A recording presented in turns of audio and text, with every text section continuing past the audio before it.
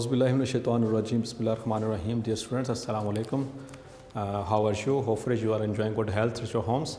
Dear students, as you know, we are at the last chapter, Kingdom Animalia, of our syllabus. So in the previous lecture, we have discussed the triploblastic organization's second portion, that was the pseudocoelomates, and in the previous lectures, we have also discussed the acoelomates. Now we are going to discuss the triploblastic organization, and in triploblastic organization we are going to discuss the coelomates.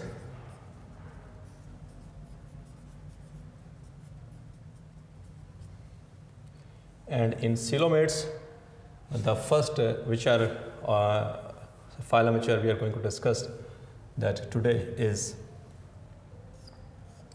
the annelids.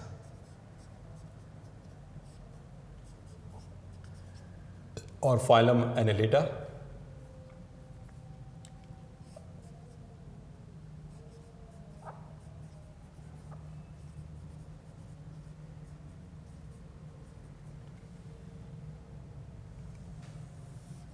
Or which are also called as the segmented worms.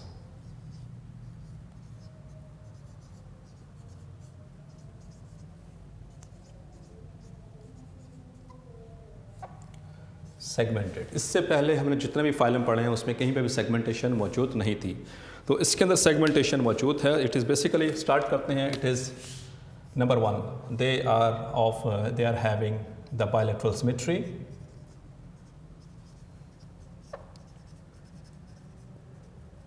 Number two they have got segmented body. अच्छा, इसको मैं बाद में discuss करता हूँ, पहले वो बातें, ये लैटिन वर्ड है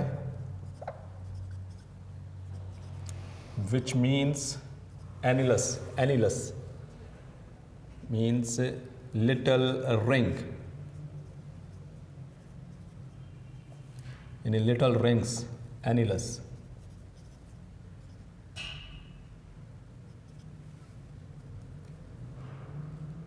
ठीक है, इसका मतलब होता है लिटल रिंग्स, तो छोटे छोटे रिंग्स को कहा जाता है बेसिकली। तो रिंग्स की शक्ल में इनकी सेगमेंटेशन होती है। So the body is segmented, तो इसको डिस्कस करते हैं।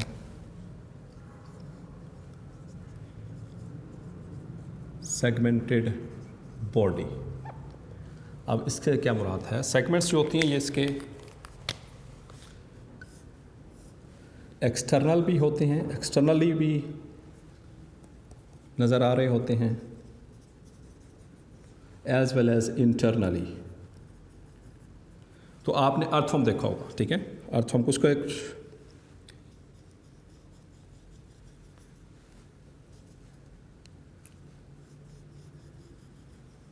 इस तरह से उसकी बॉडी होती है। इसमें से यहाँ से थोड़ा सा इसको बड़ा करके देखते हैं।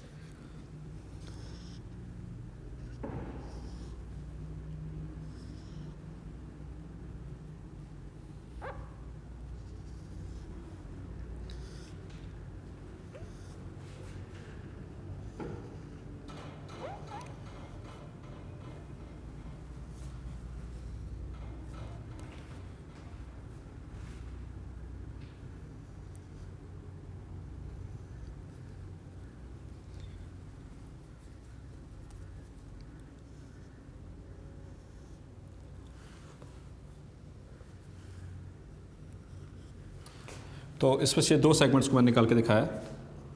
तो ये देखिए, एक तो बाहर से यहाँ पर कंस्ट्रिक्शन है,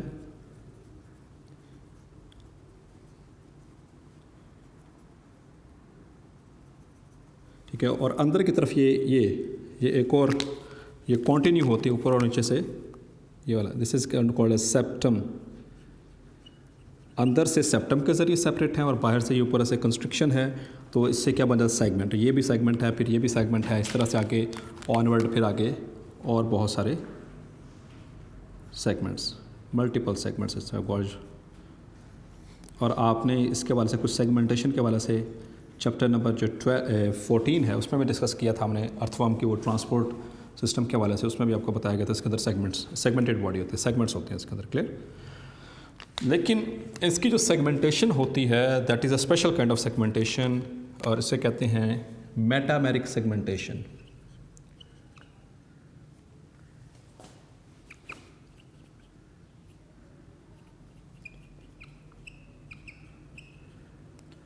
और मेटामेरिक सेगमेंटेशन का मतलब ये है कि इसके अंदर जो फंडामेंटल ऑर्गन्स हैं वो रिपीट होते हैं।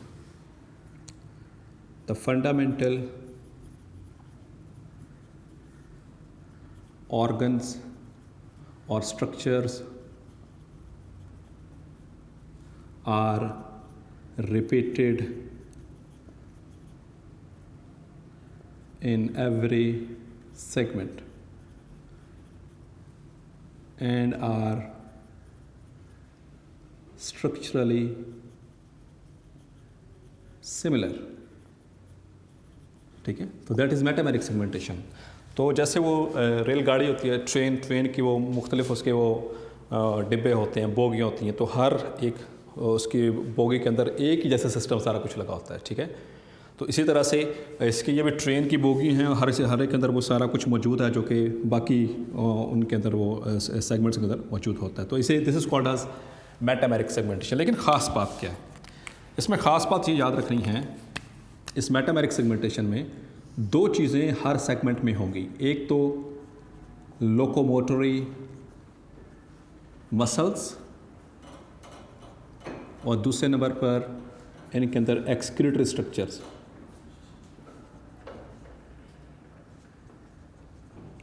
ठीक है, ये दो चीज़ें इनके अंदर हर सेगमेंट के अंदर मौजूद होंगी। So this kind of segmentation is called as the metameric segmentation. अच्छा, इसके अलावा ब्लड वेसल्स हैं,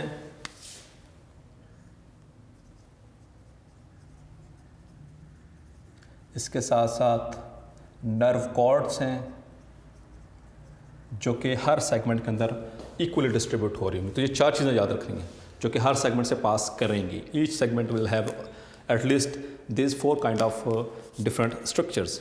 क्लियर? अच्छा जी, उसके बाद इनके जर्मिनल लेयर्स के वाले से बात करेंगे। So as they are triploblastic animals,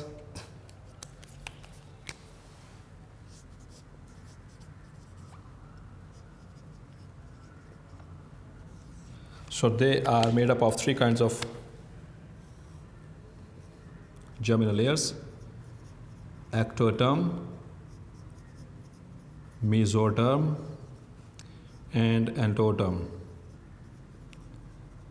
clear? और इनके अंदर जो बॉडी कैविटी है वो कौन सी है?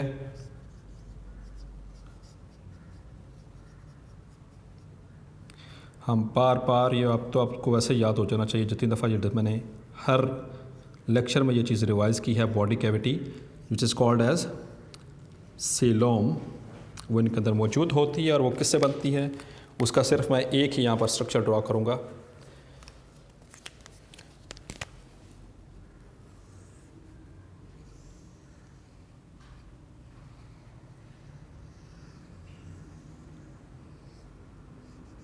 So this is ectoderm,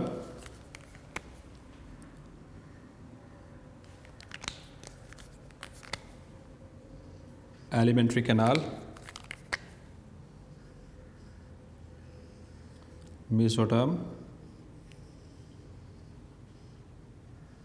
so this, तो ये बेसिकली जो कैविटी है that is the coelom.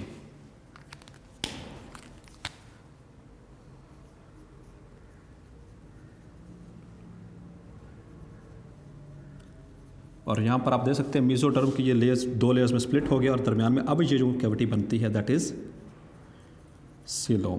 Clear? और ये है एलिमेंट्री कैनाल यानी कि गट। ठीक है, जो कि इनके दरमियान में कॉमन होगी। सो ये बॉडी कैविटी की बात हो रही। सो दिस इज़ सीलोम, ये ट्रू बॉडी कैविटी।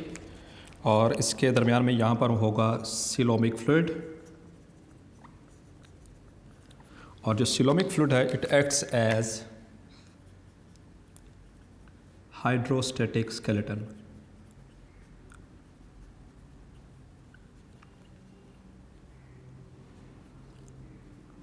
इसका जो सीलोमिक फ्लूइड है it acts as a hydrostatic skeleton.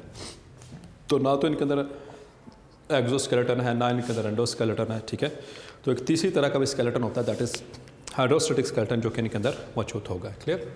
उसके बाद इनके हैबिटेट के हवाले से बात करेंगे।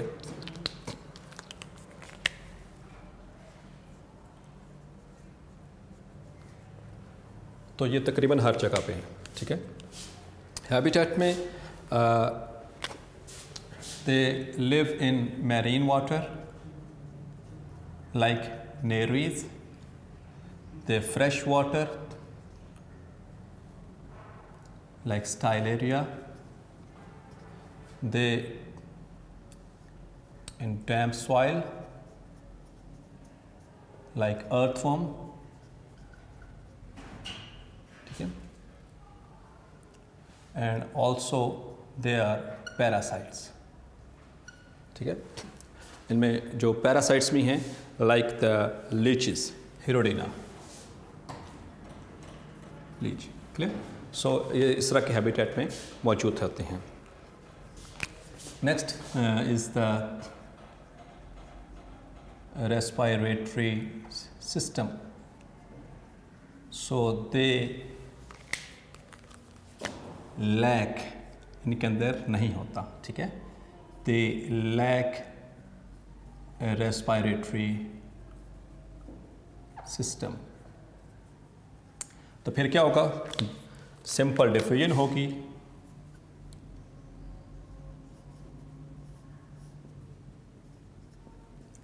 ठीक है, diffusion from the surfaces, dorsal surface से, यानी कि यहाँ से ऑक्सीजन एंटर होगी ऊपर वाले डॉर्सल सरफेस से, और कार्बन डाइऑक्साइड वेंट्रल सरफेस से रिलीज होगी, ठीक है। और यहाँ के ऊपर, इसकी सरफेस के ऊपर दे हैव ब्लड कैपिलरीज, उनके अंदर ये डिफ्यूजन होगी, क्लियर। और इसकी जो ऊपर वाली स्किन जो होती है, the skin is kept moist, ठीक है, बाय द हेल्प ऑफ, किस तरह से रहेगी, आपने पढ़ा हुआ रेस्पिरेटरी सरफेस, जो रेस्पिरेटरी सरफेसेज होती हैं उनकी प्रॉपर्टीज़ में कि वो वेट होनी चाहिए, तो ये वेट होगी, मॉइस्ट होगी बाय मीन्स ऑफ, एक तो म्यूकस सेक्रेट होगा यहाँ के स्किन के ऊपर, और दूसरे नंबर पर सीलोमिक फ्लूइड यहाँ से एक्सुडेट की शक्ल में निकलेगा। तो ये ऊपर रेस्पिरेटरी सरफेस मॉइस्ट रहेगी, जिसके ज़रिए से ऑक्सीजन और कार्बन डाइऑक्साइड आसानी से आ जा सकेंगे, clear. So that is the respiratory system. Now the digestive system.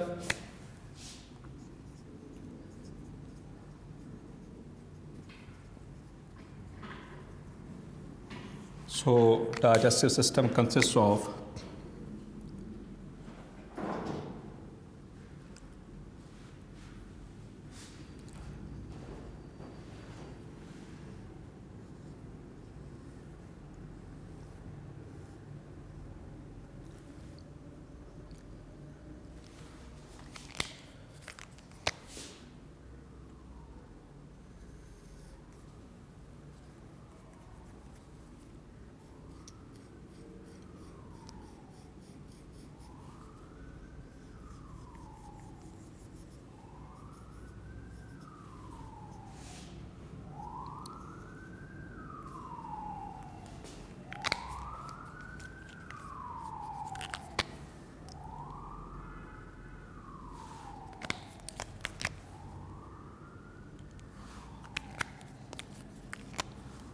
तो ये इसके पोस्टीरियर एंड, और यहाँ पर मौजूद है एनस, ये है जिसका anterior and,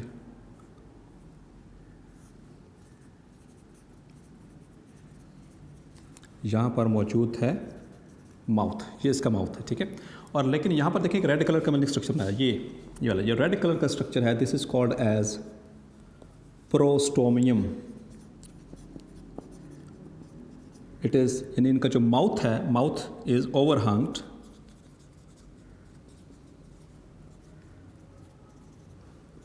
bye a lobed structure, और उस स्ट्रक्चर को कहते हैं प्रोस्टोमियम। प्रो का मतलब पहले, स्टोमियम मतलब माउथ, तो यहाँ पर माउथ से पहले ये स्ट्रक्चर मौजूद हो, माउथ बाद में आएगा, पहले ये स्ट्रक्चर होगा, इसे कहते हैं प्रोस्टोमियम। और ये माउथ, ठीक है, then esophagus, then there is pharynx,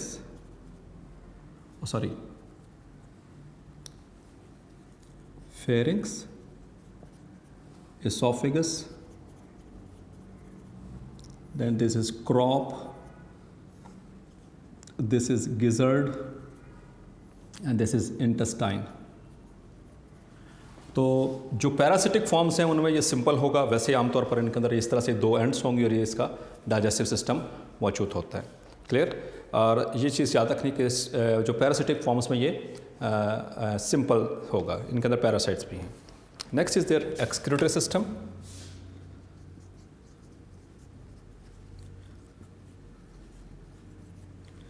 So excretory system, it consists of nephridia, और नेफ्रीडिया जो होते हैं वैसे दो तरह के होते हैं। इंशाल्लाह सेकेंडरी के जो सेकेंडरी में पढ़ेंगे चैप्टर नंबर 15 के अंदर एक्सक्रीशन में पढ़ेंगे।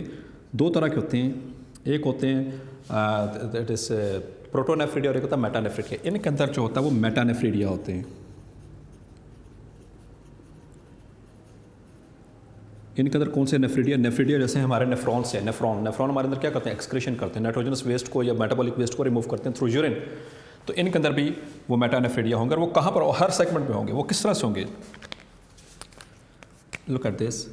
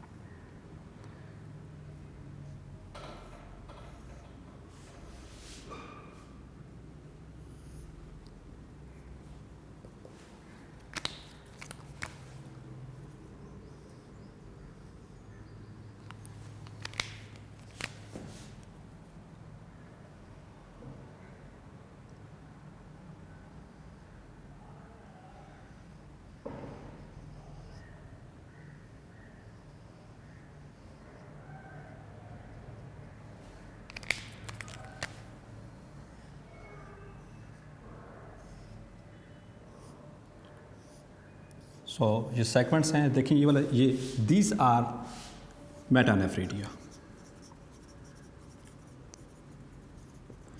मेटानेफ्रीडिया है क्या? थोड़ा सा जस्ट बताता चलूँ।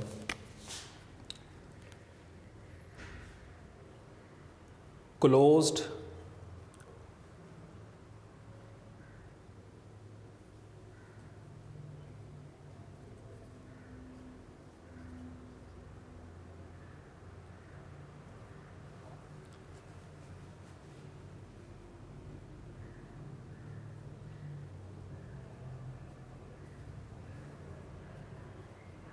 excretory tubules with internal opening। ये ऐसी closed tubular system, excretory tubular system, जिसके अंदर इंटरनल ओपनिंग मौजूद होती है। ये देख रहे हैं, ये इंटरनल ओपनिंग है, ये वाली। This is called as a nephrostome. ये इंटरनल ओपनिंग है, यानी है तो tubular system, close tubular system है, लेकिन इंटरनल ओपनिंग मौजूद है जो अगले सेगमेंट में जाकर खुल रही है। और एक ये बाहर की तरफ ये ओपनिंग है, ये बाहर की तरफ, इसे कहते हैं नेफ्रिडियोपोर। तो नाइट्रोजनस वेस्ट यहाँ से कलेक्ट होगा और वो सारा इसके ज़रिए बाहर जाएगा। और यहाँ पर इस रीजन में मौजूद है दैट इज़ सीलोम, ठीक है, सीलोमिक फ्लूइड। यहाँ से ये सारा कुछ एक्सक्रीट करेंगे। सो ये इनके बेटा एक्सक्रीटरी सिस्टम है। और याद रखेंगे, ये मेटानेफ्रीडिया समझ आ गया बेटा आपको? मेटानेफ्रीडिया उसे कहते हैं जिसमें ऐसा क्लोज्ड एक्सक्रीटरी ट्यूबुलर सिस्टम जिसके अंदर ओपनिंग मौजूद होती है विद इंटरनल ओपनिंग। जो विदाउट इंटरनल ओपनिंग होता है वो प्रोटोनेफ्रीडियम होता है। वो इंशाल्लाह आप सेकेंडरी में डिटेल से पढ़ेंगे ये। तो ये जस्ट कंसेप्ट के वाले से। So closed excretory tubules with internal opening. और इंटरनल ओपनिंग कौन सी है? नेफ्रोस्टोम, ये वाली जो हर दूसरे सेगमेंट में खुल रही है। Clear? So that is their excretory system. और एक पेयर होता है, हर सेगमेंट में पेयर होता है। A pair of metanephridia in each segment. तो that was its excretory system. Hopefully आपको ये क्लियर हो गया होगा। Next is their nervous system.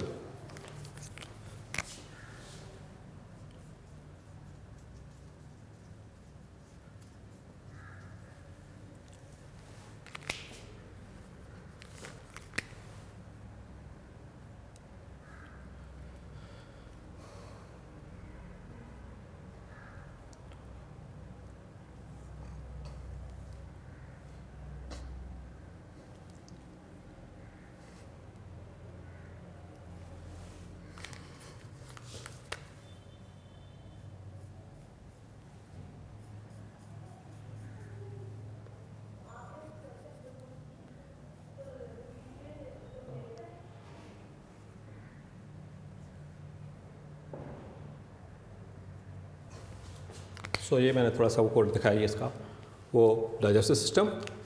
तो यहाँ पर देखिएगा बेटा, ये फेरिंक्स पे यहाँ पे डबल कॉर्ड्स आ रही हैं। यहाँ पर सिंपल ब्रेन है, गैंग्लिया, जो बाहर वाले साइड अंदर यहाँ पर एक रिंग बनाएगा और ये नीचे जाकर ज्वाइन होगा, और ज्वाइन होने के बाद ये नीचे वेंट्रली एक नर्व कॉर्ड बनाएगा ऐसे, लाइक दिस, ठीक है।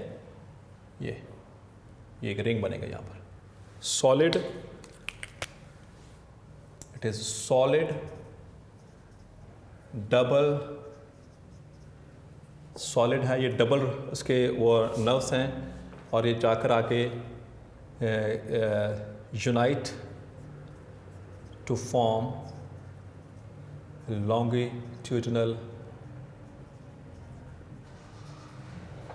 running ventral nerve cord। देखिए ये कौन सी, ये ऊपर वाली डॉर्सल सरफेस और ये नीचे वाली वेंट्रल, ठीक है। तो यहाँ पर देखेंगे ये है actually, this is ventral nerve cord. तो एक ही लॉन्गिट्यूडनल रनिंग नर्व कॉर्ड होती है इनके अंदर, as far as their nervous system is concerned. So simple brain that is ganglia and सबल डॉलिड लॉन्गिट्यूडनली वेंट्रल नर्व कॉर्ड इनके अंदर मौजूद होगी। Next is the reproductive system.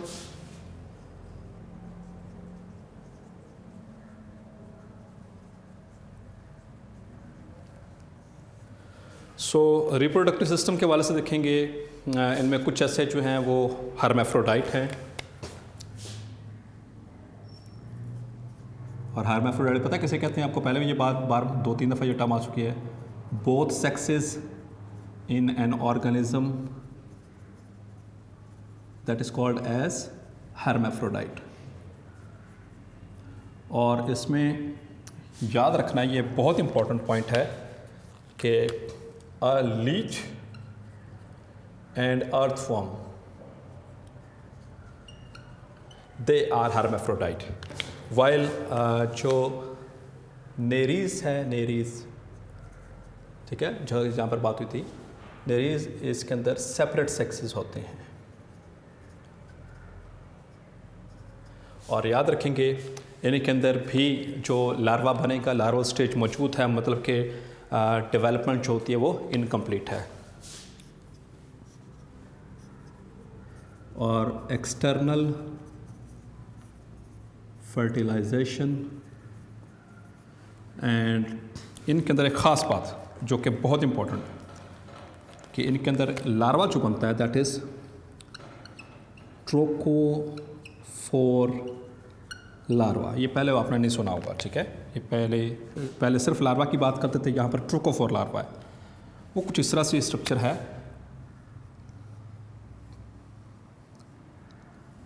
इसका लार्वा कुछ इस तरह से होता है, और यहाँ पर इसके अंदर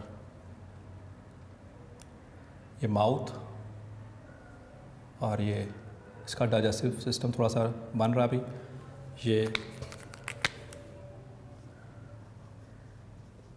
माउथ, एनस, और यहाँ पर इसके ऊपर, इस लार्वा के ऊपर मौजूद होते हैं इस तरह से छोटे छोटे स्ट्रक्चर्स, ये वाले, दिस आर कॉल्ड एज सीलिया। ये हैं सीलिया। तो ये ऐसा लार्वा है जो इन सीलिया के होने की वजह से it can swim, it can freely swim ठीक है। तो इस वजह से ऐसा लार्वा जो स्विम कर सकता हो, that is basically trochophore larva, और वो किसके अंदर बन रहा है? It is formed in the annelids in the up till now. ठीक, उसके बाद इनके अंदर लोकोमोशन,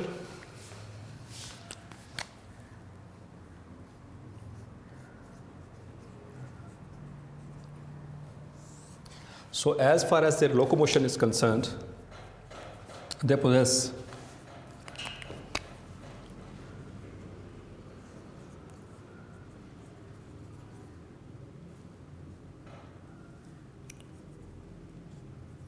longitudinal muscles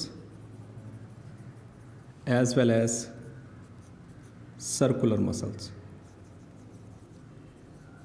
तो ये दोनों तरह के मसल्स इनके अंदर मौजूद होते हैं।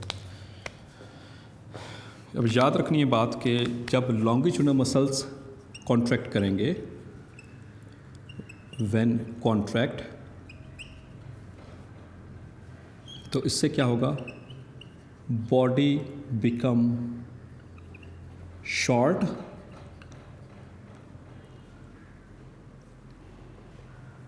एंड थिक, और जब circular muscles when circular muscles contract,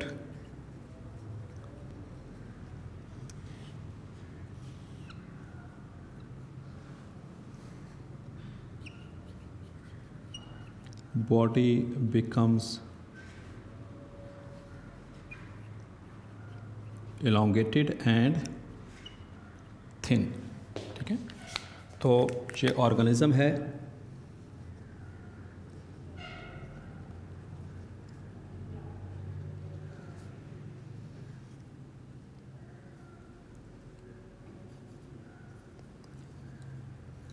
ये मैंने 2-3 पोर्शन दिखाने की कोशिश की है। तो यहाँ पर देखें ये थिन है, मतलब यहाँ पर क्या हुआ है? जो सर्कुलर मसल्स ने कॉन्ट्रैक्ट किया हुआ है, जिससे बॉडी थिन हो गई और इलोंगेट होना शुरू हो गई। जबकि यहाँ पर इस रीजन के अंदर जो लॉन्गिट्यूडिनल मसल्स हैं उन्होंने कॉन्ट्रैक्ट किया हुआ है, जिससे बॉडी ऐसे पिचक कर ऐसे थिक हो गई और शॉर्ट हो गई। और इनके नीचे वाले सरफेस पे कुछ काइटिनस मटेरियल होता है, इनको कहते हैं, दे आर कॉल्ड एज सीटी और काइटी। ठीक है, ये बेसिकली काइटिन से बने हुए कुछ अपेंडेजेस हैं, काइटिनस मटेरियल से बने हुए, हार्ड होते हैं और ये ग्रिप करने में इनको हेल्प करते हैं। तो आपने कभी इसको देखा होगा अर्थवर्म को, वो मूव करते हुए ये पहले ऐसे आगे ग्रिप करता है, फिर इसका पीछे वाला पोर्शन इसके जो लॉन्गिट्यूडिनल मसल कॉन्ट्रैक्ट करते हैं ये ऐसे हो जाता है, फिर ये ऐसे ग्रिप, ये वाला हिस्सा नीचे ग्रिप करेगा सीटी की मदद से या काइटी की मदद से, और फिर ये आगे वाला हिस्सा रिलैक्स होगा ऐसे करके, लाइक दिस, ऐसे इस तरह से मूव करते हैं। ठीक है, अकॉर्डियन इस तरह से ऐसे, तो पूरा का पूरा एज इट इज़ ये मूव नहीं करता। तो पहले इस रीजन के मसल्स कॉन्ट्रैक्ट करते हैं लॉन्गिट्यूडिनल मसल, तो ये वाला रिलैक्स करता है। जब ये सर्कुलर मसल कॉन्ट्रैक्ट करते हैं तो ऐसे आगे को एक तरफ इलोंगेट हो जाता है। सो दिस इज़ हाउ इनके अंदर ये लोकोमोशन होगी। और याद रखना है कि यहाँ पर सर्कुलर मसल्स आ चुके हैं, सर्कुलर मसल्स, इससे पहले सिर्फ लॉन्गिट्यूडिनल मसल्स थे, अब यहाँ पर सर्कुलर मसल्स भी आ चुके हैं। तो सर्कुलर मसल्स कौन होते हैं? जो ऐसे सर्कमफेरेंस के अराउंड होते हैं, ऐसे गोल गोल। ठीक है, लाइक दिस इज़, तो जो इस तरह से होंगे muscles along the circumference of the body, ये सर्कुलर मसल्स हैं, ये इस तरह से देख रहे हैं, ये वाले रेड वाले। और लॉन्गिट्यूडिनल मसल्स क्या होते हैं? जो कि इस तरह से along the length of the body होंगे, ये ब्लू वाले, ये। ठीक है, इस तरह से पूरी बॉडी के दरम्यान में। So that is their locomotion. और इसके अलावा याद रखिएगा कि जो अर्थवर्म है, अर्थवर्म की बात हो रही है, ये इसकी, ये नेचुरल प्लफ भी कहते हैं,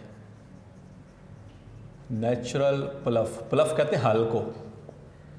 आपने देखा होगा वो खेतों के अंदर जो हल जलाए जाते हैं, इसको नेचुरल प्लफ भी कहते हैं। क्यों? क्योंकि ये जाकर जो मिट्टी होता है वहाँ पर बरोइंग एक्टिविटी करता है, वहाँ पे छोटे छोटे बरो बनाता रहता है, गड़े बनाता रहता है, छोटे छोटे बिल बनाता रहता है, जिसकी वजह से मिट्टी सॉफ्ट हो जाती है, मिट्टी भी जो है वो एरेटेड हो जाती है। तो इससे जो it helps in the growth of the plants, उस फसल के वजह से उसको हेल्प आउट कर रहे होते हैं। Clear?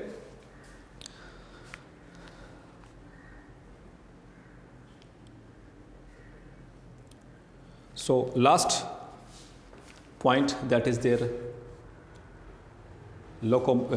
circulatory system. I'm going to draw over here.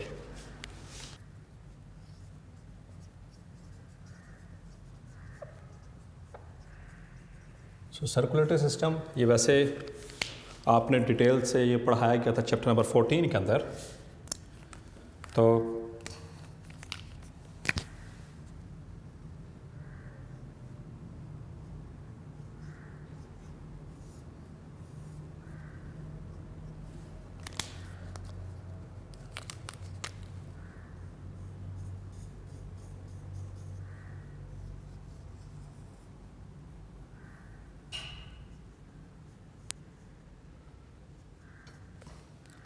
Circulatory system में क्या, एक तो आपने पढ़ा था कि इनके अंदर लेटरल हार्ट्स होते हैं, 4 to 5 पेयर्स लेटरल हार्ट्स होते हैं जो कि 7 से 13 सेगमेंट में होते हैं.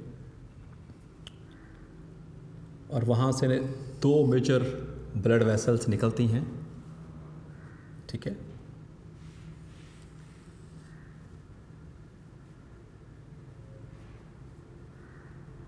इस तरह से ये इसका सर्कुलेटरी सिस्टम दिखा रहा हूँ आपको. और इसके नीचे क्या मौजूद हैं, वो लेटरल हार्ट्स मौजूद हैं. ये सिर्फ एग्जांपल के तौर पर था. इस तरह से ये आपने डिटेल से पढ़ा हुआ है चैप्टर नंबर 14 में. इसमें तो ये ऊपर वाली कहलाती है डोर्सल ब्लड वेसल, ये नीचे वाली ये वाली है वेंट्रल ब्लड वेसल, और उसके नीचे एक और होती है दैट इज़ सबन्यूरल ब्लड वेसल. और ये दरमियान में ये कौन सी होती हैं, ज़्यादा commissural blood vessels. So that is their circulatory system. और ये क्या मौजूद हैं, ये एग्जांपल के तौर पर मैंने यहाँ पे ड्रा किया, ज़्यादा लेटरल हार्ट्स इसके अंदर होते हैं ना, आपने पढ़ा हुआ है ट्रांसपोर्ट के अंदर, डिटेल से बताया था मैंने आपको. और ये कहाँ पर होते हैं, 4 to 5 पेयर्स होती हैं which are located from 7th to 13th segment. उसके अंदर ये पेयर्स मौजूद होते हैं. ठीक है. तो ये थोड़ा सा रिवाइज भी आपका हो गया. So that's all for today's lecture.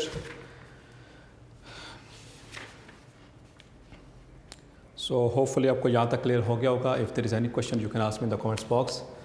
In the next lecture we will discuss the next phylum. Up till then, Allah Hafiz.